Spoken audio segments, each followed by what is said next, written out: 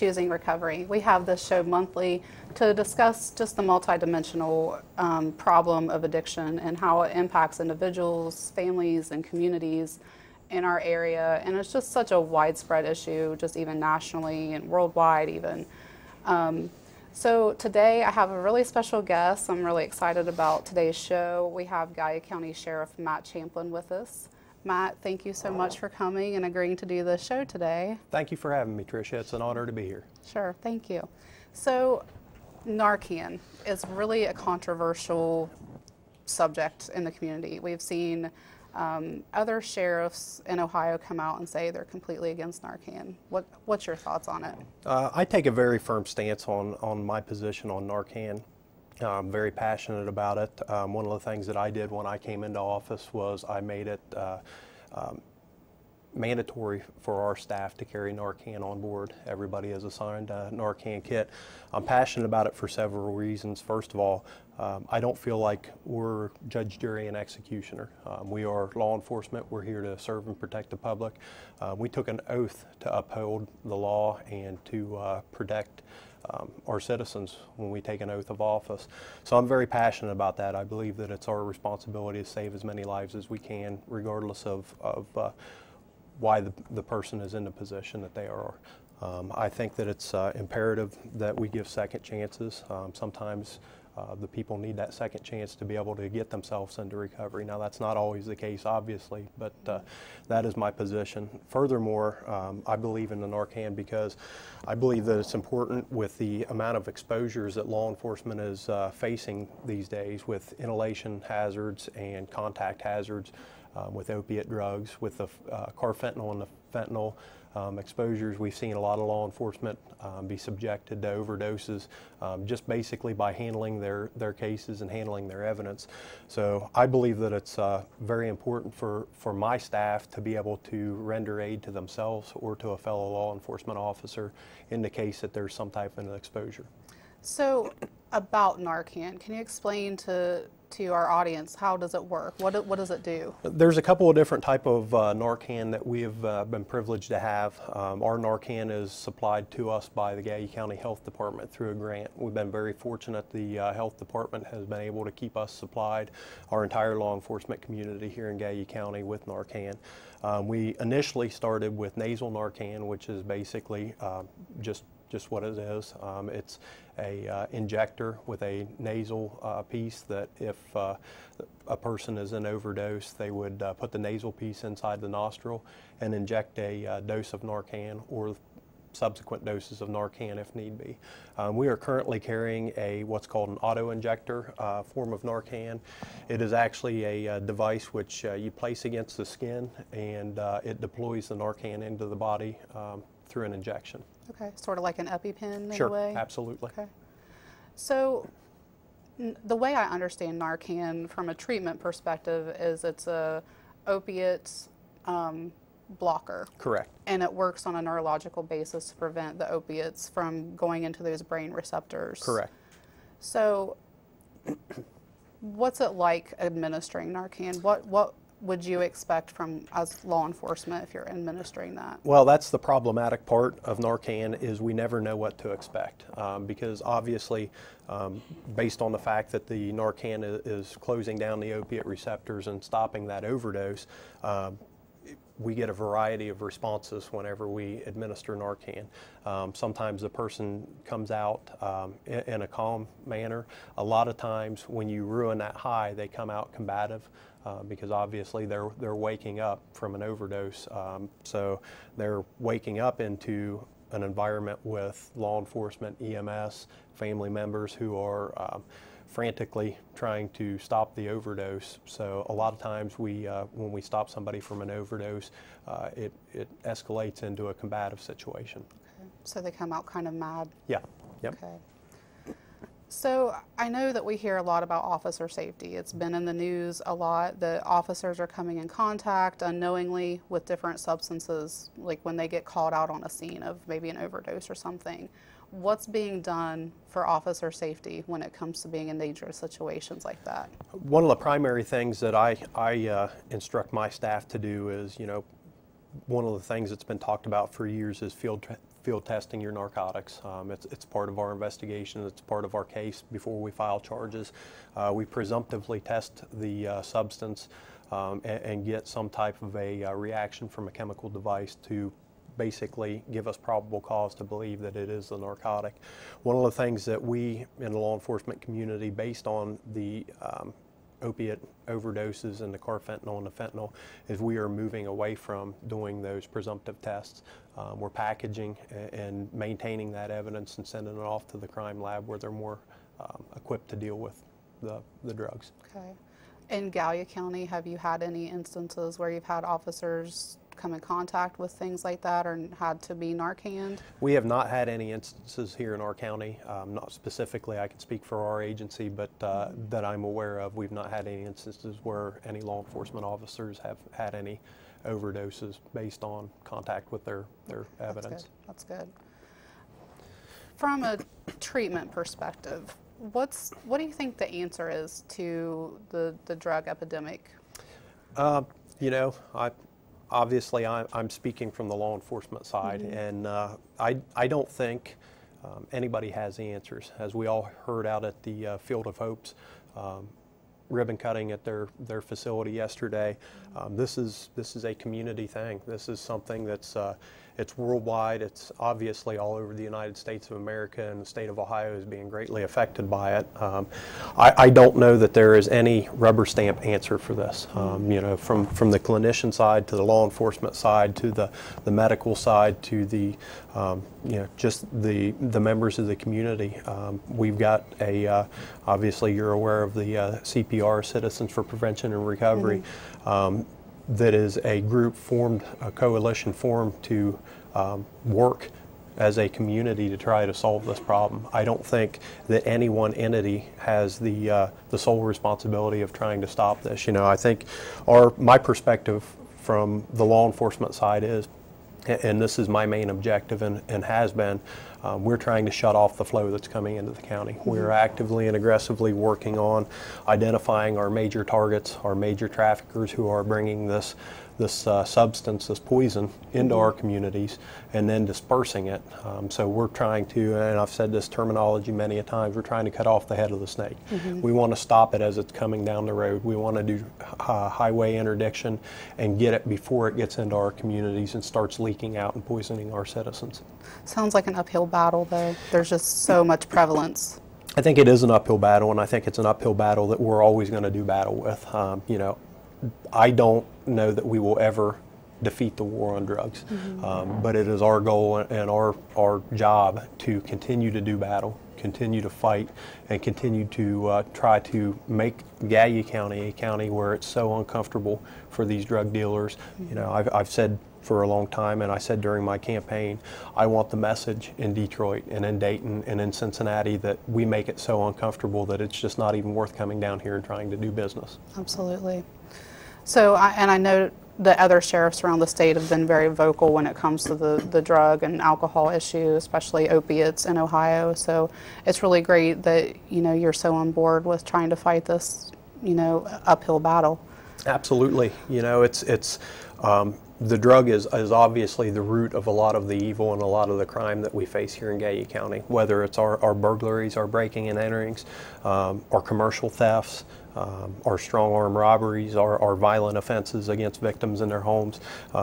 Usually, in some way or the other, whenever we investigate one of these crimes and ultimately end up making an arrest and interviewing a suspect, there's usually some type of substance abuse associated with the crime that they committed. So, you know, to stop the crime, we've got to be able to stop the addiction and the drug flow coming into our county. So would you say then that most crime in this area has to do with substance use in some form or fashion? I believe that's a very fair statement. I think that we could, you know, I wouldn't want to put an exact percentage on it, but I would say that it's highly likely that the majority of our crimes that we face here in Gallia County are in some form or fashion tied back to substance abuse or trafficking in drugs.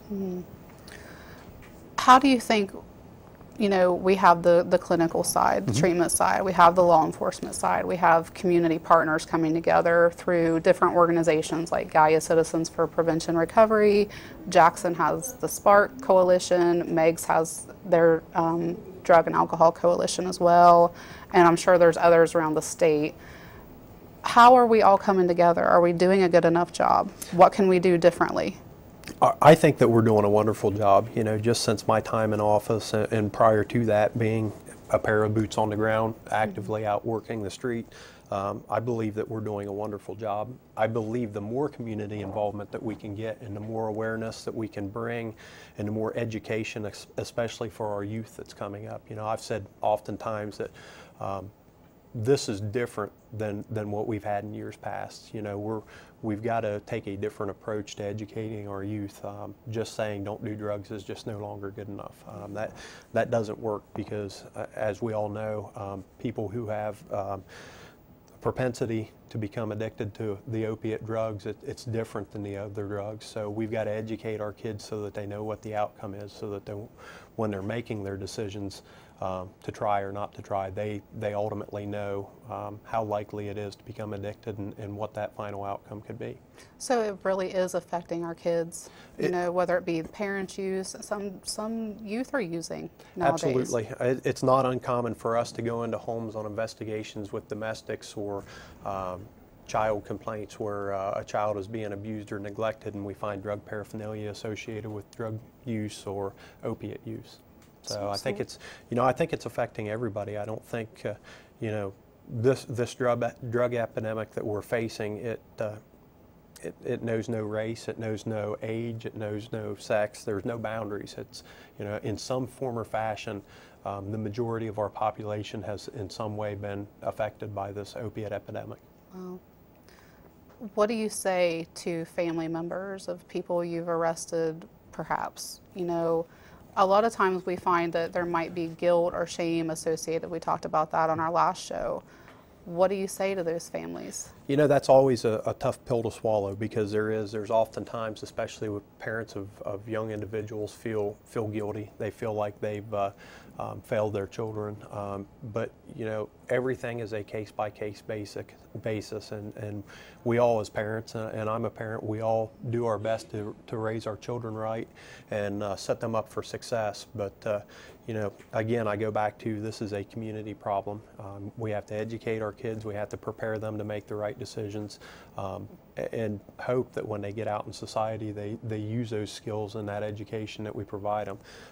You know, I don't think there's any room for blame here as far as parents or family members are associated. Adults make big decisions, and sometimes, unfortunately, those big decisions have bad outcomes. But you know, we don't like to point the finger. Our job is to investigate and prosecute crimes and try to protect our citizens. So it's not our job to play the blame game and try to blame a parent for the issues that their children are having. Absolutely. What's helpful? Is it helpful? There's this debate about criminalizing substance use, and I get maybe that's not always the right answer, but we also have to keep our community safe. What's the balance there? You know, and I think that's the key word, Tricia. I think balance is the right word to use here. And we've got 2 judges in this county in the adult courts right now that are doing a magnificent job. Both Judge Eric Mulford and Judge Margaret Evans have both started drug courts where they're intensively monitoring these people and making sure they're getting the services. And, you know, I think we have to find a good balance between getting people treatment and helping them to get to recovery and protecting our citizens from the same addicts that are out here committing the crimes against society. You know, it's always been my firm stance that we will lead the horse to water. We will help you get to recovery. We will help you get connected with the resources. However, if you go out and victimize our good citizens here in Gaia County, then we will hold you accountable and we will incarcerate you and we will make sure that we protect the good people. We can get you to recovery, but you've got to be willing to take it. And then the flip side of that is we're going to continue to protect our citizens. Okay. So we've been talking with Gaia County Sheriff Matt Champlain. And we're going to take a quick break and we'll be right back.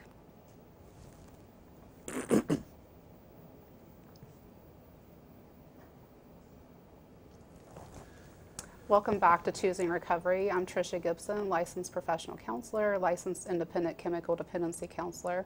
We're here today talking with Gallia County Sheriff Matt Champlain about substance use in our area and the unique perspective of law enforcement. So we left before the break talking about, criminalizing substance use and that delicate balance. Yes. Is treatment, do you think treatment's working? Are we doing a good enough job coordinating those between law enforcement and treatment providers? I believe we are. I believe that we're seeing a extraordinary effort as a law enforcement and justice community. Our prosecution, our court administrators, our clinicians, our law enforcement, I believe that we've got a good open lines of communication now, and we are all actively working to try to lead these people to recovery. Obviously we have the responsibility to hold people accountable as well, and we can't back down from that responsibility. And ultimately, again, I go back to adults make decisions, and sometimes those decisions aren't good, so we have to hold them accountable. But I believe that we're doing a better job. We can always do better, but I believe that we're doing a better job here in Gallia County of providing the resources. We're seeing more resources come to light here in Gallia County that we haven't had for years to give people the opportunity to choose recovery. Okay, wonderful. So back to safety issues. If someone in the community is worried or afraid, what resources or safety tips could you give them? Well, number one and first and foremost, we see a lot of needles. That's a primary way people use the opiate drugs anymore. So I would caution people, oftentimes we see people that just discard their needles in parking lots, in restrooms, and various locations out in the public. Never try to come in contact with that needle by yourself. Give us a call, let us come and secure it and dispose of it properly. We have the means to do that, and we don't want anybody having an exposure that they don't need to. The other thing that we're doing is trying to open up the lines of communication with our public through our anonymous tip line, which is 740-446-6555 for anybody that doesn't have it. We also have our website, which is galliasheriff.org, and our Gallia County Sheriff's Office Facebook page. And we are trying to provide transparency through our investigations and means of communication with the public, so that people can reach out to us, so that they can communicate with us by means of other than just calling our dispatch. Okay. What do you say to the people who's been victims of burglaries and breaking and enterings when it's substance abuse related? Like, how can they, within the bounds of law, protect themselves? Well, ultimately everybody has the right and the liberty to protect themselves. There is certain standards set forth that we have to make sure that we adhere to. But I don't believe that anybody deserves to be victimized. I don't think that anybody has to lay down and allow their hard-earned property to be taken from them and be subjected to violent crimes. So, always we ask that people pick up the phone and call 911 if they have a problem, reach out to our office and allow us to assist them. But we don't want anybody to be abused, be hurt by somebody who is an addict or who is going through withdrawal. And that brings up another sensitive topic is, if you have somebody come to your home or somebody confront you who is an addict, you should use caution, because those people usually aren't playing on a solid playing field, so to speak, and there's a lot of aggression associated with addiction and things of that nature. So be cautious, be courteous, but be cautious, and give us a call and let us address the situation properly. Yeah. It's definitely not a thing to live in fear of constantly, but Correct. And you're here as a resource. Absolutely, absolutely, and we're here to respond to meet the needs of the citizens of Gallia County, and it's our effort every day to meet the needs. Absolutely. Drugs have always been around. Sure. Why is it so bad now? Well, I think with the evolution of heroin and the opiate-based drugs, I think it's changing what we do, how we do it. in the way people are affected by it. You know, you can probably speak to it as much or more than what I can of the difference in the opiate drugs and how they affect the body and how they affect the brain and control one's emotions and one's actions. I think with the evolution of the opiate drugs compared to the marijuana and the cocaine and things that we've dealt with in the past, I think that it's elevated it's just elevated our crime levels, it's elevated the addiction levels, it's elevated the need for people to commit crimes to fuel their addiction, and it's just changed our criminal element altogether. I really think from a treatment perspective, the reason why drugs are so bad, and you can, you know, give me feedback and correct me if you think I'm wrong, but I think the reason why drugs are so bad now is because it's a quick fix. Mm-hmm. It's instantaneous relief from psychological pain or physical pain, both. And I think that in today's day and age, we want like instant results, instant gratification. Sure, I think that's true, and I think, you know, there's obviously a lot of other factors that figure into it. You know, we're seeing a deterioration in our family unit and our way of life and just society in general. You know, we raise kids differently, or a lot of people raise kids differently these days than I hate to say back in our day, but back in our day. So, you know, I think that we as a community, and this goes back to that community aspect, we have to step up. Positive role models have to step up for our youth that are coming up through. You know, one of the things that I enjoyed doing in my spare time is coaching youth sports and interacting as a mentor in that aspect. You know, and I think that we need, as community members, to step up our game to provide those things that are being lost based on the way our society is today. I love that concept. How do you think people can start being involved in mentoring? Well, it doesn't have to be like an organization. No, absolutely not. I mean, there's many organizations, obviously, that are focused on mentoring. But, you know, I think the way to get involved is just get involved. You know, start asking questions, start reaching out to civic organizations who are doing the type of things that we see organizations like Citizens for Prevention and Recovery doing. Just get involved and find out where you can get plugged in. You know, everybody's got their own special talent and their own gifts. So if you get involved in a civic organization such as like CPR, find out where you can get plugged in. If you want to make a difference, step up to the plate and get plugged in where you can make a difference.